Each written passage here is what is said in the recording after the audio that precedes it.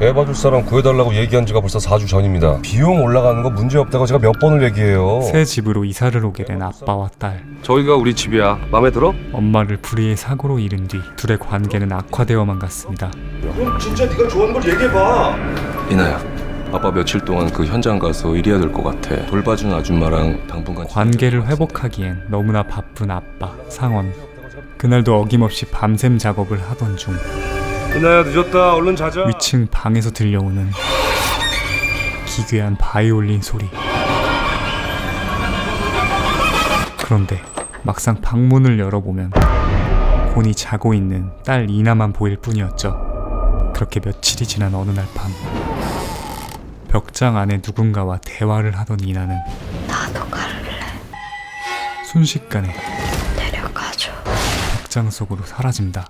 다음날 이나의 방으로 다시 올라간 상원이 발견한 것은 기괴한 그림 한 장뿐.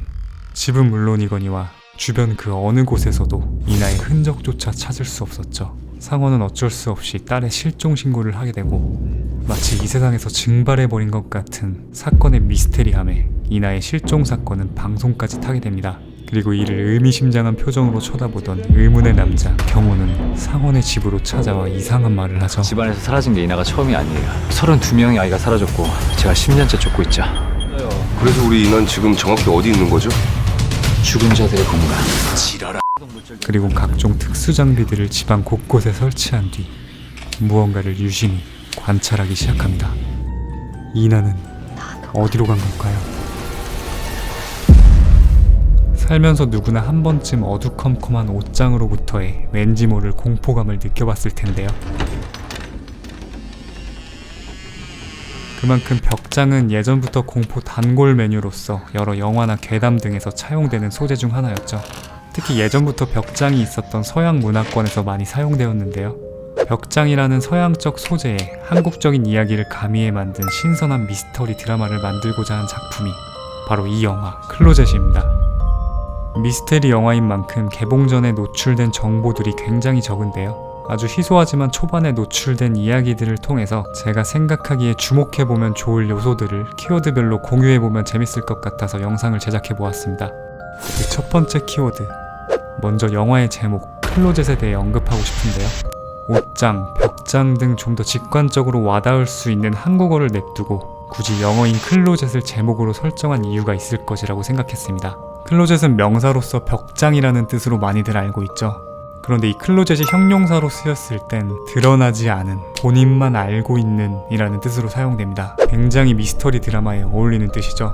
바로 이 클로젯의 형용사로서의 뜻이 영화의 중요한 내용을 내포하고 있기 때문에 굳이 영어인 클로젯을 제목으로 사용했다고 예상해봅니다. 두 번째 키워드는 인형입니다.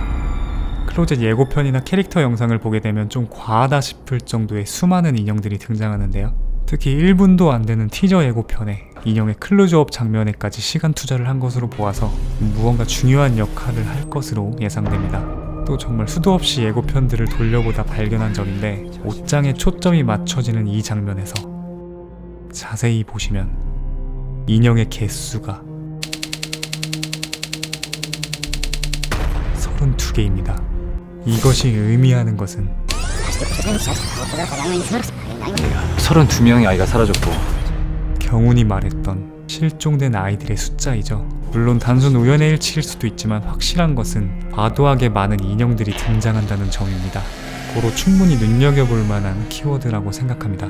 세 번째 키워드는 건축 설계사입니다. 극중 상원의 직업이 건축 설계사로 나오는데요. 이런 흔치 않은 직업을 아무런 이유 없이 주인공의 직업으로 설정했을 가능성은 없다고 생각합니다. 건축 설계사만이 할 수 있는 전문성을 이용하는 장면이나 상황이 연출될 것 같은데요. 한 가지 예를 들자면 영화 시작부터 상당히 큰 새 집으로 이사를 간 점을 보았을 때 이미 집 내부 비밀 공간에서 살고 있는 누군가의 음모 같은 것들도 고려해 볼 수 있을 것 같습니다. 마지막 키워드는 영화 외적인 요소인데요. 개인적으로 굉장히 기대되는 포인트라서 넣어보았습니다. 바로 하정우, 김남길의 첫 만남인데요. 현재 대한민국에서 가장 잘나가는 배우라고 할 수 있는 하정우와 19년도 열혈사제로 다시 한번 전성기를 맞이한 김남길이 처음으로 한 작품에서 연기를 맡아보게 되었습니다. 두 분 모두 연기는 말할 것도 없고 유머러스함이 패시브로 장착되어 있다고 생각하는데요. 오히려 영화가 상당히 진지해 보이기 때문에 그 본능들을 어떻게 발산했을지 상당히 보고 싶은 부분이고 어떤 연기 케미를 보여줄지도 기대가 됩니다. 이렇게 오는 2월 기대작 중 하나인 영화 클로젯을 키워드별로 분석해보았습니다.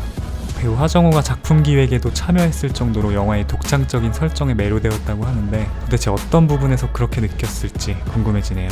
마지막으로 미처 키워드로 다루지 못한 사항 중에서 티저 예고편 40초에 어렴풋이 등장하는 남자아이의 실루엣의 정체는 무엇일지 여러분의 의견 부탁드립니다. 그리고 사실 저는 이 옷장 클로젯의 비밀을 알고 있습니다. 아이가 흔적도 없이 증발할 수 있었던 이유는 단 한 가지. 몬스터 주식. 죄송합니다.